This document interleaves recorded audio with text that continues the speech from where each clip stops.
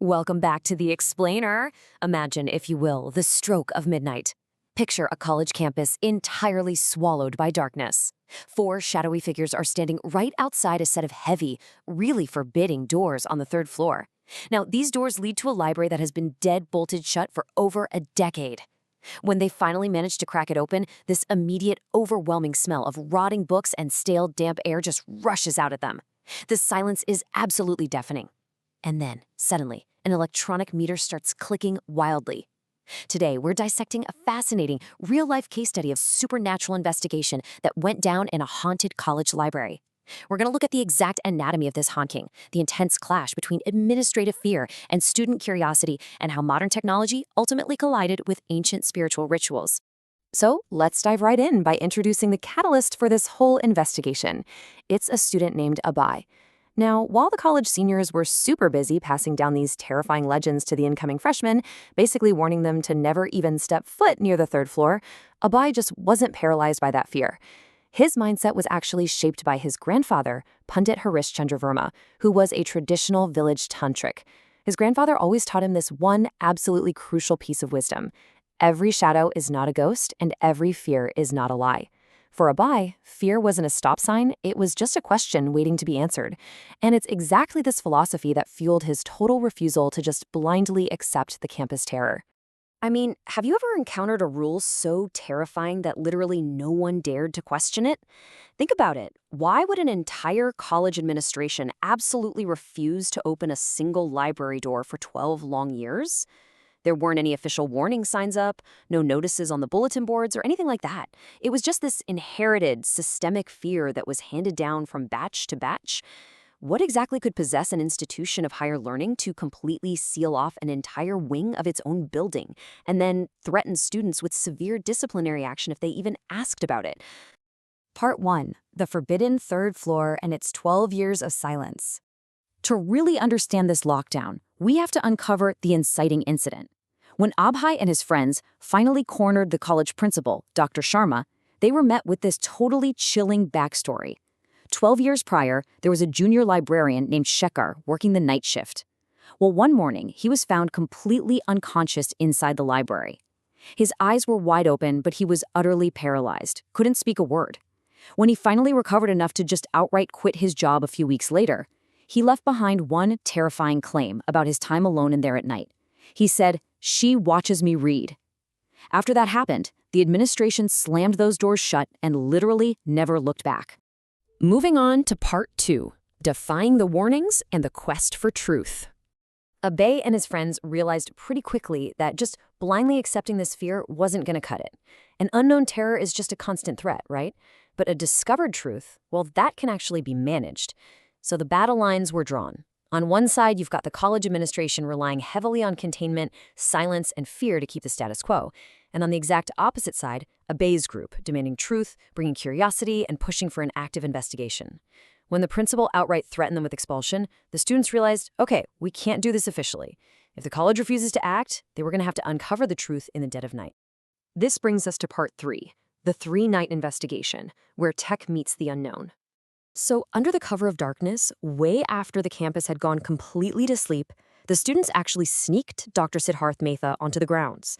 Now, he's a paranormal investigator who relies heavily on modern science. He wasn't there to perform magic. He was there to strictly document anomalies. His toolkit was basically an arsenal. EMF meters to detect electromagnetic field fluctuations, thermal sensors to catch those sudden weird drops in temperature, digital recorders for capturing electronic voice phenomena, and of course, night vision cameras. As he told the students right before they went in, where breathing feels heavy, something is suppressed. What followed was this incredibly terrifying 3-night ordeal of escalating paranormal activity. It's kind of like a thriller unfolding in real time. On night 1, boom, the EMF meters instantly spike the second they walk in, and the library's lights, along with their own flashlights, inexplicably fail. It was like the entity was actively rejecting the light. On night 2, the activity grew way bolder. We're talking books throwing themselves off shelves and strange, unexplainable whispers showing up on the digital recorders. And by night 3, the situation escalated completely out of control. The energy shifts in that room were just undeniable. Get this. On the second night, one of the students, Rohan, pulls out his movie phone. It had 20% battery remaining. Within mere minutes, literally right in front of his eyes, it drained completely to zero. That's not a glitch. That is a textbook paranormal energy drain. The unseen force in that library was actively pulling energy from their modern devices so it could manifest itself. And all that energy absorption led to an absolute breaking point on night 3. They show up and the previously locked door is already wide open. Inside, total absolute chaos. The presence was physical now. Heavy tables were overturned, books were scattered absolutely everywhere. Freezing drafts were violently whipping through the room. The EMF meters and the audio recorders were going completely haywire. Dr. Siddharth realized right then that the entity was highly active and aggressively signaling its presence. They were literally forced to flee the room. Part 4. The haunting spreads beyond the library doors. Here's the terrifying unintended consequence of their investigation. By forcing their way in, they actually woke the entity up, and its anger spilled directly out onto the campus. The haunting definitely wasn't contained anymore. Students started reporting hearing these awful crying sounds echoing at night. Terrifying shadowy figures were suddenly being spotted standing in the hostel windows. Footsteps were echoing in washrooms that were completely locked from the inside, and mysterious figures were seen just sitting on the back benches of empty classrooms. Widespread panic set in almost immediately, which forced the administration to summon the students and Dr. Siddharth back to the office under the threat of immediate expulsion. Which leads us to Part 5, Truth and Liberation, where science meets spirit. With the campus totally descending into chaos, Dr. Siddharth realized a really fundamental truth. Technology can observe the paranormal, sure, but it absolutely cannot cure it. So to solve the mystery, the desperate principal authorized this unprecedented alliance. Dr. Siddharth's modern tech, his strict observation and evidence gathering would work right side by side with Satyadev Baba, who is a traditional tantric wielding ancient rituals and Sanskrit mantras. Baba possessed the actual spiritual mechanics required for real liberation. Science and spirit literally had to work as one. Satyadev Baba's initial ritual was incredibly intense. Knowing full well the entity was listening, he methodically drew a protective line of salt right on the floor.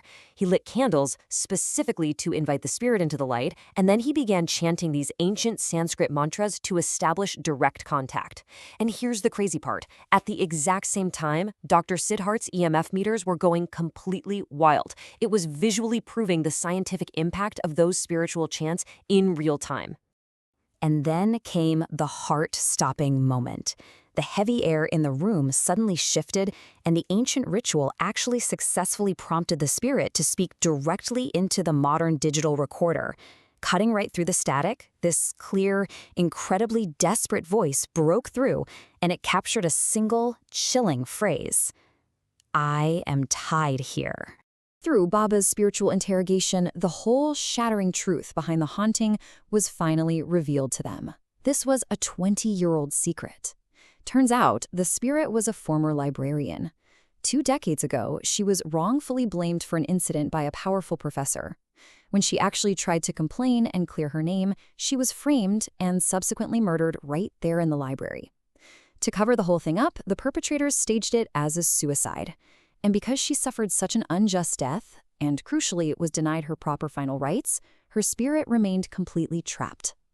It's a pretty terrifying reminder of how unaddressed injustice doesn't just disappear, right? It lingers, demanding to be heard. Knowing the actual truth now, Satyadev Baba prepared for the ultimate liberation. The setting for this was incredibly dramatic. In the dead of night, at exactly 2:30 a.m., they built a traditional Havan Kund, which is a sacred fire pit right smack in the very center of this haunted, dust-filled library. To finally grant her peace, Baba initiated the final rite of passage. He started loudly chanting her true name, acknowledging the existence and the identity that she was robbed of. They offered fresh water and new clothes to the fire, and they finally, after 20 years, completed the funeral rites that were stolen from her. They gave her the respect she truly deserved. As the final mantras faded out into the smoke, you could feel the atmosphere shift completely. Those chaotic EMF meters, they went dead silent. The digital recorders captured absolutely nothing but quiet. Both the ancient tools and the modern instruments confirmed the exact same reality. The entity was finally liberated. The haunting of the third-floor library was permanently over. Abe and his team definitely proved that turning on the lights can conquer the shadows, and that uncovering a really dark history can bring about ultimate peace. But remember, in doing so, they also unleashed pure terror upon an entire college campus. So I'll leave you with this final thought. Is fear just an unsolved mystery waiting for the light to hit it? Or are some doors truly better left closed? Thanks so much for exploring this with me today.